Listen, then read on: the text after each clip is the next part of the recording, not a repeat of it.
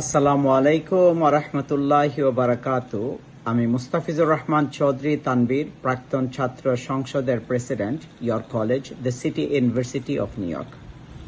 তো আমার আজকের টপিকসটা হলো যে আমরা ইলেকশনের জন্য প্রিপারেশন নিচ্ছি। ফেব্রুয়ারিতে ইলেকশন হবে। আমাদের প্রধান উপদেষ্টা ডক্টর ইউনূস সাহেব ডিক্লেয়ার করছেন। তো এই প্রসপেক্টিভে আজকে আমার কিছু ডিসকাশন। নাম্বার ওয়ান, একটা সিটিজেন ভোট দেওয়ার জন্য হোয়াট ইজ হিজ কোয়ালিফিকেশন, তার কোয়ালিফিকেশনটা কি হইতে হবে, যেমন এইজ হইতে হবে ইত্যাদি ইত্যাদি, রাইট? আর একটা পলিটিক্যাল পার্টি ইলেকশনে পার্টিসিপেট করার জন্য ওর কি কোয়ালিফিকেশন আমরা কি জানি? তারা রেজিস্টার হইলেই হবে, না তারা রেজিস্টার হইতে হবে এবং তাদের নিজের কাউন্সিল ইলেকশন হইতে হবে বিফোর দ্য ইলেকশন, অথবা একটা নিয়ম থাকবে যে নিয়মে তারা ফলো করবে? এ ধরনের কি কোনো নিয়ম আছে? তারপরে যারা নমিনেশন নেবে বিভিন্ন পার্টি থেকে, ওদের কি কোনো নিয়ম আছে, না টাকা দিয়ে কি কিনবে, মানে নমিনেশন কিনবে? সো এই সমস্ত রিফর্ম তো হওয়া দরকার বিফোর ইলেকশন। আর যারা বলতেছে ইলেকশন চাই, ইলেকশন সমাধান, হ্যাঁ, কি ধরনের ইলেকশন চান? এই ইলেকশনের জন্য আপনারা কি কোয়ালিফাইড? বিএনপি কি কোয়ালিফাইড ইলেকশনে পার্টিসিপেট করার জন্য? জামাত কি কোয়ালিফাইড ইলেকশনে পার্টিসিপেট করার জন্য? এনসিপি কি কোয়ালিফাইড ইলেকশনে পার্টিসিপেট করার জন্য? What is the qualification?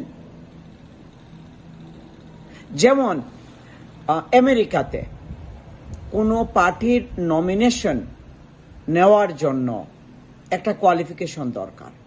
প্রাইমারিতে আপনাকে ইলেকশনে প্রাইমারি হবে, প্রাইমারিতে আপনি কি করবেন, পার্টিসিপেট করবেন, মানুষ সরাসরি ভোট দেবে, ভোট দিয়ে সিলেক্ট করবে যে কোন দলের কোন প্রার্থী ইলেক্টেড হবে, রান করবে ওই পার্টির হয়ে এই এলাকাতে।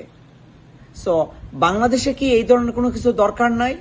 যদু মধু কদু এনিকে ওই যে কি নমিনেশন দিয়ে দেওয়া হইল 500, 1000, 10,000 কোটি টাকার বিনিময়ে, হোয়াট এভার দ্য কোটি টাকার বিনিময়ে তারা ইলেক্ট কি হয়ে আসলো। ওরা কিভাবে দেশে সার্ভ করবে? তারা তো বিজনেস করতে নামছে, তারা এত টাকা দিয়ে নমিনেশন নিছে, এত টাকা তাদেরকে তুলতে হবে। সো এই করাপশন বন্ধ হবে কিভাবে? এবং অথর্ব ওই যে প্রিভিয়াস যেটা ইলেকশন কমিশন ছিল, এগুলো তো নিয়ে কোনো কথা হয় নাই। এখন রিফর্ম, কোনো কিছুতে রিফর্ম হইতেছে, অ্যাটলিস্ট ইলেকশনে এই রিফর্মটা হোক ইলেকশনের আগে। এটা কি হয়ে গেছে? আমরা প্রবাসী যারা আছি আমাদেরকে মাস্ট কি দিতে হবে, মানে ইলেকশনের মানে ভোট দেওয়ার রাইট দিতে হবে। আর যদি না দেওয়া হয় আমরা মানি বন্ধ করে দেব, রিমিটেন্স বন্ধ করে দেব। আপনারা দেখছেন শেখ হাসিনার সময় কি হয়েছে।